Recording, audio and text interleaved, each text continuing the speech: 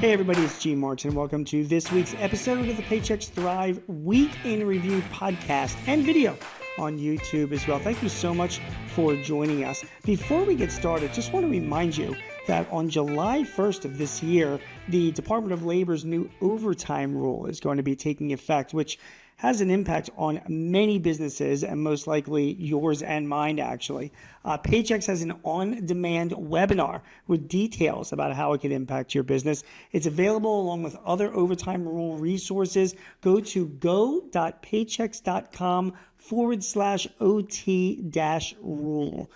This link will also be available in the show notes. So again, welcome. So happy that you are here. This is the podcast where every week we take like three things that are going on in the news that impacts your business and mine, and we discuss about why it impacts the business. So let's go to the news, shall we? The first item I want to talk about comes from Paychex. It's the monthly small business employment watch analysis that this company does. And it came out this month with some interesting information that might have some impact on you. So I'll just read out of the Small Business Jobs Index rose this month. It was the largest 1 month increase since January of 2022. The largest 1 month increase. This is in over 2 years now we are talking about. At the same time, it's great news. At the same time, hourly earnings growth actually slowed to 3.13%, which is its lowest level since June of 2021. So employers are hiring more, according to Paychex, but wages, at least hourly wages, are slowing down to just a little bit over 3%. Why that number concerns me a little bit is that inflation itself, depending on the gauge that you're using, is anywhere from 2.5% to 4%.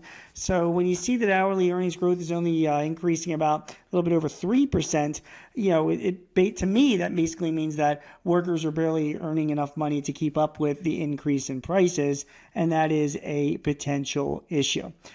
John Gibson agrees. John Gibson is the CEO of Paychex, president and CEO. Here's what he says in the company's press release. It appears we are seeing a stabilization in job growth and continued downward pressure on hourly wages. Yet challenges still remain for small business owners given concerns over inflation, access to capital, and a shortage of labor and skills. Gibson also says this. He says small business owners in most sectors scheduled workers for work for more hours in May, which is great news, which resulted in increased weekly earnings. Following a long-term trend of decreasing hours working for small business employees, there are early signs of a turning point moving towards stabilization. So the takeaway from this news is that employment hours are going up. That's good. It means that small businesses are shrugging off some of the challenges and they're putting people to work. However, hourly wages themselves, decreased. Their growth was the lowest that it was since 2021, which to me is a concern for the overall economy if wages are not keeping up with inflation. The next bit of news comes from Morningstar.com. It is a report about 401k plans. Now get this.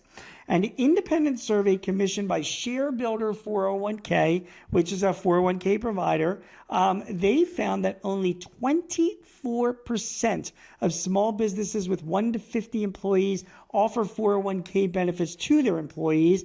The survey identified key barriers preventing wider adoption, including the belief by 55% of respondents that their businesses are too small to access a plan or that they cannot afford to offer a company match. Additionally, 22% of owners believe that providing a 401k is just too expensive. So I got to talk to you guys. The 75% of businesses under 50 people that are not offering 401k plans.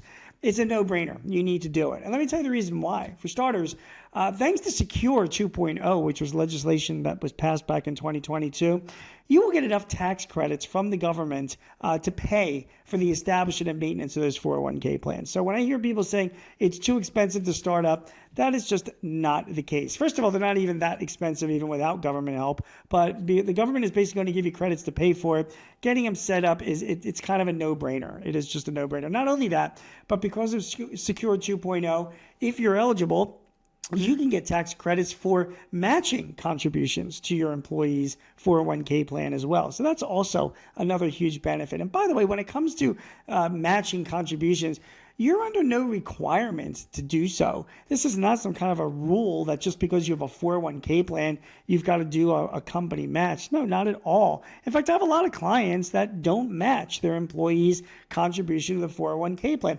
It would be great if you do. And again, there are tax credits available for some to help do that, but it's certainly not a requirement. But listen, when you have a 401k plan, that not only benefits your employees, but it benefits you in two different ways. Number one is it's something else it's a benefit that you're providing to help attract and retain employees. I mean, you're looking for good people out there. The big three of benefits, it's healthcare, 401k or retirement, and flexibility, right? Well, I mean, come on. I mean, you've got to be able to provide some semblance of these benefits to be competitive. Offering a 401k of those three options is among the cheapest. So having a 401k plan will help you attract employees and also retain employees. That's the first thing. The second thing is, when you have a 401k plan and the more that your employees put away into the 401k plan, the more that you can put away for your retirement as well. So having a 401k plan, educating your employees on what it's all about and how to use it, encouraging them to contribute, maybe even matching a contribution. Well, the more that gets put away for those employees, then you can turn away and put your money into the 401k plan without fear of failing the discrimination test that you have to do at the end of the year. So this survey really, opened my eyes. I mean, come on, 76% of businesses under 50 employees don't provide a 401k plan. That's something that has just got to change. There are too many incentives not to offer a 401k plan. Finally, news out of Washington last week was from the Small Business Administration. They're offering a pilot program for working capital, a new financing for you and for me as business owners. It's a working capital loan program. It's designed to be flexible. It's going through the network of SBA banks, and it is a quick to approval as well to provide working capital to businesses. Now, the traditional loans from the SBA, the 7A loan and the 504 loans, generally used for business expansion, usually for equipment, property, things like that are collateralized. These loans, these are working capital loans or lines that can be provided against your receivables and against your inventory and other current assets.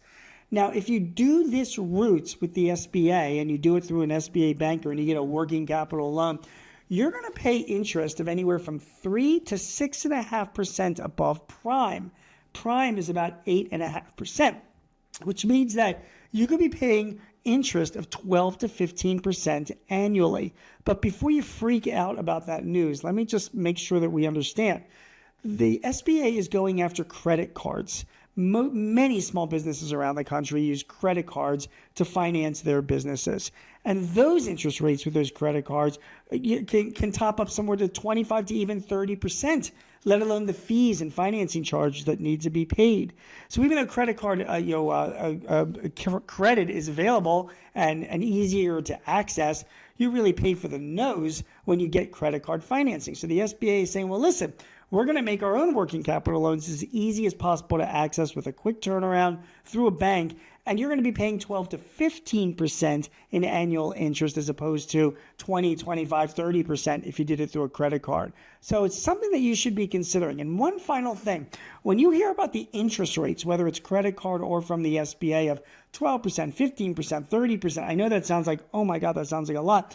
Most of my clients use this type of financing for short-term borrowings. It's working capital.